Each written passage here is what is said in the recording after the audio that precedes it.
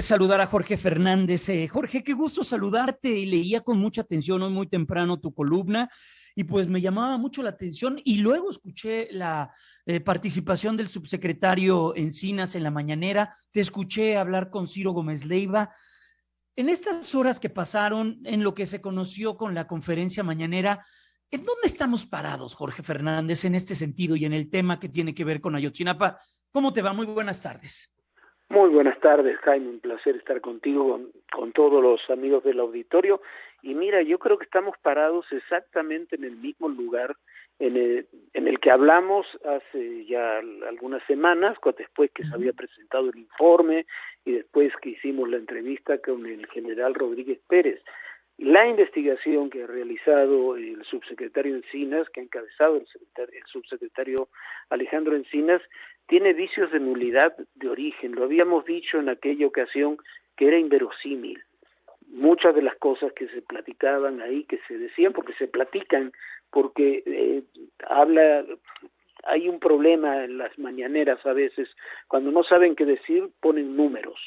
Entonces hay 150 coincidencias y 40, pero el problema, lo que no dicen, es que las coincidencias, los testimonios, lo que hay son básicamente declaraciones de testigos protegidos que son criminales y personas que habían sido detenidas en el proceso de Ayotzinapa, se les dio la libertad o se les concedieron beneficios en prisión a cambio de testimonios que comenzaron a dar 4 o 5 años después de los hechos, porque como lo demostramos con los testimonios que ya hemos publicado, que hemos sacado en televisión, en el periódico, en otros ámbitos, de los testimonios del Cabo Gil, en 8 años dio 4 declaraciones, las 4 diferentes, y hasta la cuarta se acordó que había participación militar, y que él no había tenido nada que ver en los hechos cuando era el jefe de plaza de Iguala para Guerreros Unidos. Entonces estamos en lo mismo, pero es gravísimo que hoy yo escuchaba al subsecretario, y cuanto más se alargaba y más hablaba de este tema y más hablaba de una conjura y un complot y de que querían destruir la investigación, dinamitarla, dinamitarla, hay un dato duro que él mismo dice en el New York Times, que es revelador. La prueba estrella, lo único que tenían, que le daba una narrativa a aquel informe de la comisión que encabeza Encinas, eran estas 467 capturas de pantalla de sicarios de Guerreros Unidos. Ahora sabemos que no fueron verificadas, que el propio Encinas dice que no son válidas, que fueron pruebas falsas en última instancia. ¿Por qué no fueron verificadas? Porque el propio Alejandro Encinas, que la recibió en abril, según él mismo cuenta, aparentemente son copias, no queda claro quién se los dio, cómo lo recibieron, de dónde vinieron, no se sabe de dónde sale eso. Esos documentos nos pasan un peritaje judicial. Toda prueba, tú para llevarla a un proceso tienes que presentarlo en un peritaje, ver si es una prueba falsa o no.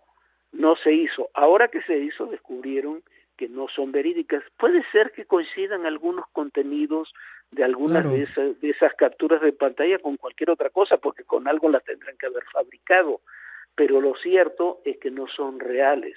Hay ya muchos indicios, había indicios desde el inicio, creo que contigo lo platicamos, de que había, que en esas pruebas había cosas extrañas de las fechas. Estaba, por ejemplo, un mensaje de la hija de José Luis Abarca, el presidente municipal, que contaba con lujo de detalles qué había pasado con los muchachos y demás, que la propia hija de Abarca explicó que ese no es un número de teléfono, que ella no tiene ninguna amiga como la que era la remitente a la que se le enviaba ese correo, que ese correo era falso, que los números no existían. Hay problemas hasta ahí de fechas, de diseño de alguna de las páginas que dicen los especialistas en informática, pero más allá de eso, que decíamos nosotros, lo que dice él, lo que acepta, es que eso no está verificado y no es válido.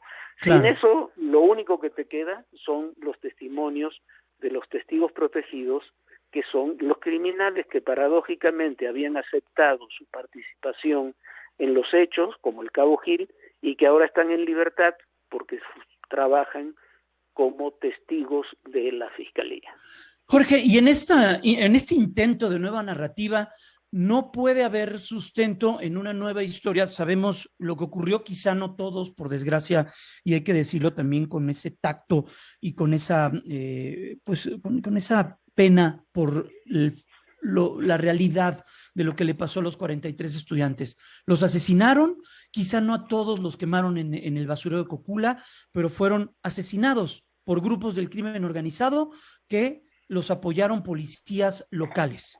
Esa verdad no cambia, y con esto que conocimos el día de hoy, ¿en dónde queda parada esta nueva pues, historia que conocimos a partir de este informe que se dio a conocer en agosto? Mira, este informe que se dio a conocer en agosto tenía una intención. Durante años, en toda la etapa opositora, Morena, el propio Alejandro, el presidente López Obrador dijeron que esto había sido un crimen de Estado, orquestado desde los más altos niveles, y bueno, ahora estaban en el gobierno, llevan 4 años, y quieren, como dice el propio reportaje Encinas, en el propio reportaje del New York Times, bueno, el presidente tenía prisa porque me dijo que faltaban 2 años y ya había que tener resultados. Y se hizo este informe para explicar que había un crimen de Estado. El crimen de Estado no se comprueba de ninguna forma, con la captura de pantalla o sin la captura de pantalla. No hay, lo dijimos también en su momento, no hay elementos para decir que es un crimen de Estado. Incluso los 4 militares, y sobre todo el general Rodríguez Pérez, que está detenido, tendría que estar ya en su casa, porque está detenido por pruebas que no son tales. ¿Murillo Karam? Murillo Karam, tampoco hay elementos para Murillo Karam. El propio, Murillo Karam ya está amparado, tenía de los delitos de los que se le acusa, tiene amparo definitivo, si no me equivoco, en 2 de ellos, queda un tercero todavía por definir. Desgraciadamente Murillo Karam está muy grave de salud, por lo que sabemos, está internado ahí en el Instituto de Cardiología, y bueno, pero el juez, cuando recibió de la Fiscalía la acusación, regañó a los fiscales porque no conocían el caso. Claro. ¿Y por qué ocurre todo esto? Porque se cuenta también en ese reportaje de New York Times con las palabras de Encinas. Había desconfianza de Encinas con la Fiscalía Especial de Omar Gómez Trejo, que luego, que comenzaron muy cercanos y luego tuvieron diferencias.